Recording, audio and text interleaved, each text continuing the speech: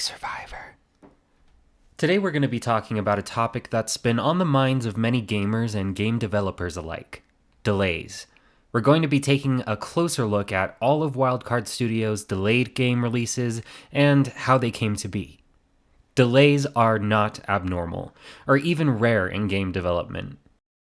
These projects take years and millions of dollars to complete in a wildcard scale environment, but when they become more commonplace in your game than not, there's probably something else going on behind the scenes. I'm going to be analyzing the delays of ARK in depth, stacking them side by side, and showing you why I think our wait has just begun. Firstly, it is important to me that my viewers from the ARK Survival Evolved community understand that I love this game. I was young when I found ARK, and just as young when I started making videos about it. Life is long, and it can really suck sometimes, but we find constants to fall back on, intangible things to keep us grounded, i.e., a dino video game. My ongoing critique of ARK, its developer and publisher, spurs from a genuine sense of disappointment. Because, let's be honest, this game is really cool, and it's groundbreaking in dozens of developmental categories. ARK boasts a diverse and chill-inducing lore, with imaginative design and engaging gameplay to back it. However, delays in development have been persistent leading up to the innocuous release of ARK 2. In fact, almost every single release has been delayed to some degree, with some spending years in the dark. Let's go back to the beginning. It's 2015, and a Goliath has just hit the Steam store. ARK Survival Evolved sparks a wildfire in the gaming community, and attracts fans from all walks of life.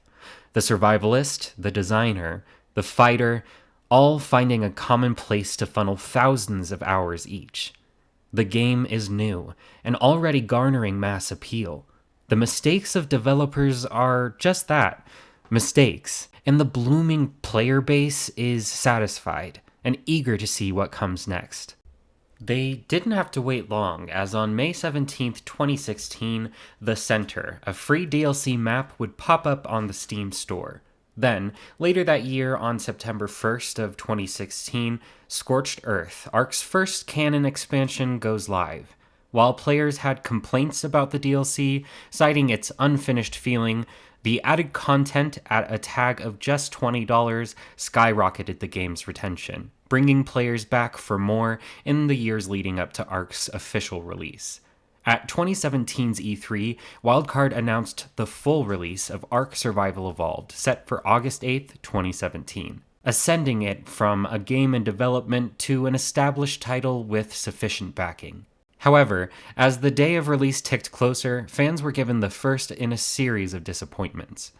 Wildcard delayed ASE's full launch to August 29, 2017, or 21 days after the original release date, due to issues with retail and to polish and refine the game. Like I said before, delays for any game are commonplace, so this being ARK's first and it being a relatively minor delay, the original ASE fanbase experienced little upheaval. ARK Survival of the Fittest is a spin-off of the main game. It's a multiplayer online survival arena game where players face off in a Hunger Games-style competition with a single victor. The game features a variety of creatures, weapons, and environmental hazards to navigate while trying to survive. Survival of the Fittest was originally planned to release June 2, 2016. However, it didn't end up hitting servers until November 6th of the same year. According to Wildcard, they needed more time to polish the game and ensure a high-quality experience for players. They assured fans that the delay would result in a better product and thanked them for their patience. Originally released on June 12, 2017 for PC, Ragnarok, ARK's next free DLC, ended up delayed for console release multiple times, initially being pushed to July 10th, then July 19th, and subsequently to an unknown date. Eventually, the release date of Ragnarok was pushed to August 29th. According to Wildcard, that extent of time allowed for further development of the map. Aberration is my favorite map, and leading up to its release, I was incredibly hyped to get my hands on it. As announced, this third canonical expansion should have come out on October 31st, 2017. A Halloween release would have been very cool, but later, according to a community manager named Jat on Twitch livestream, Aberration would end up being delayed by some weeks. The reason cited being that Wildcard needed some time to polish and refine the expansion, and hoped to announce a new release date within a week or so after the delay announcement. Aberration ended up being released on December 12th, 2017.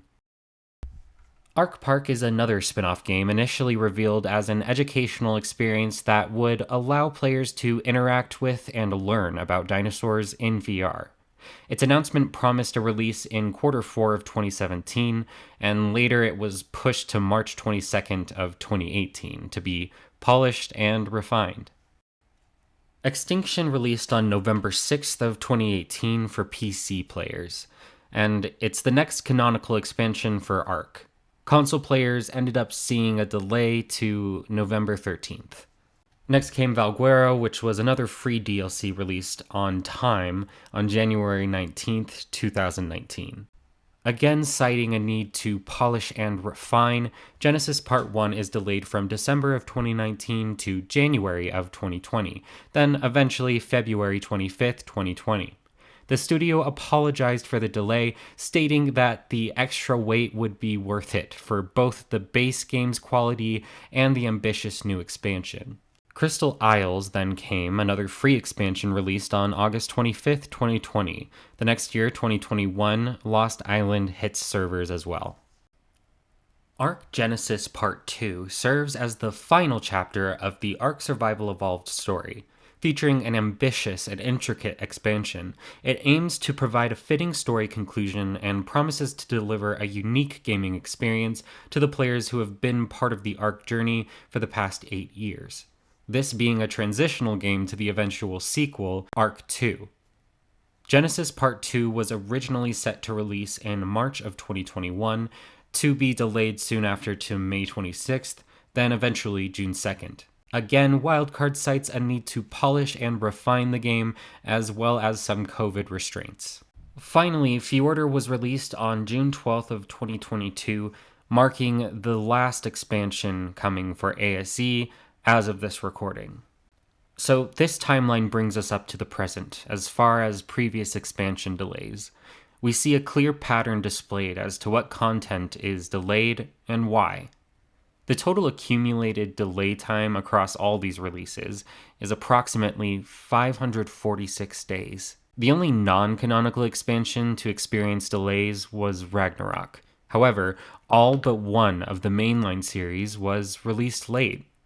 Both spin-offs for the game, Survival of the Fittest and ARK Park, also came late. In every single instance of delay, the reason provided was more time is needed for refinement and polishing. I'd like to compare ASE to Cyberpunk 2077, a game that has faced similar delay patterns. It began with a teaser in 2013, an exciting idea for a unique game, whose developers' passion could be seen through their excitement. What was promised was intriguing, so many patiently waited for the projected 2020 release date. However, as the days crept nearer, CD Projekt Red realized they weren't ready to meet the hype started 7 years ago. The first delay pushed its release date to September 17th, 2020, then later to November 19th, 2020, and finally the official release of Cyberpunk 2077 was set for December 10th, 2020. Following its launch, Cyberpunk faced significant criticism for its numerous bugs, performance issues, and overall lack of polish, particularly on consoles. In response, developers promised to release a wide series of patches to address the game's problems. While some were delivered on schedule, several were delayed or faced innocuous release dates. Project 1.2, for example, faced significant setbacks due to a cyber attack on Project Red. Initially, developers promised free downloadable content by 2021, and until recently, fans were kept waiting. Well, I mean, they're still waiting, but let me explain.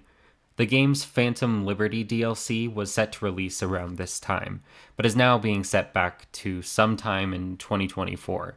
Sounds kind of familiar. Cyberpunk fans have faced around 266 days of accumulated delay time, minus the ongoing wait for delayed content. Comparing these reasons for delays between Cyberpunk and ARK, we see a clear pattern to what their developers fall back on to pillow the backlash of their communities: polish and refinement. It's clear that both of these games are developed by people who are genuinely excited to bring you bigger and better things, yet they keep operating off the timeline of their aspirations rather than reality. Cyberpunk only released in 2020, while ARK has been out since 2015. You'd think that by now, they would have learned to hold their tongues.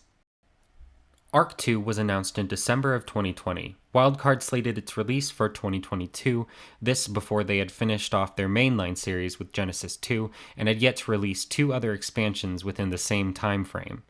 Unsurprisingly, the game was delayed to sometime in 2023 and then eventually 2024. But you don't have to be upset about waiting, because here's another thing you can wait for: ARK Survival Ascended. Initially, a free UE5 update, then a $40 bundle with ARK 2, and finally a standalone for $60. That's right, Wildcard is putting all their people to work for these projects, an amount of employees that for 8 years has seemed to be too small to meet developers' wild aspirations. Official servers will soon shut down because they require staff to run. Yet a fundamental game rework and full sequel are being produced at the same time. Right, so ASA is set for August. I'm going to do us all a favor and push that to early to mid-December. Don't believe me? We're 3 months out, and so far we've seen one tree. A single tree. People are getting excited because Wildcard showed them a single asset with better graphics. At 3 months from release, the game should be done. This is polish and refine time, not deep development time. If there were things ready to show off, Wildcard would show them. It's just frustrating as longtime and loyal fans of the game to see the same excuses over and over again. To hear the same excited aspirations that end up being too lofty. So someone has to go tell PC Gamer that someone's statement is preemptive. I mean, really, this has happened 3 times in the last month alone. While I'm tied to this game with a metal chain, hundreds are quitting. I talk to them every day. Approximately 546 days spent waiting, a number that neglects the delays of ARK 2, the probable setbacks of ASA, and the longest delay any players of the ARK community have faced: a survival of the fittest console release. From November 6th, 2016 to February 25th, 2023, development on a console launch of the spin-off slowly trudged on. Adjusted, we get 2,847 days. Add on the exact amount of time we have waited since the projected release of ARK 2, and here is the total amount of time spent between promised release dates and actual release dates. How many times can we manage our expectations?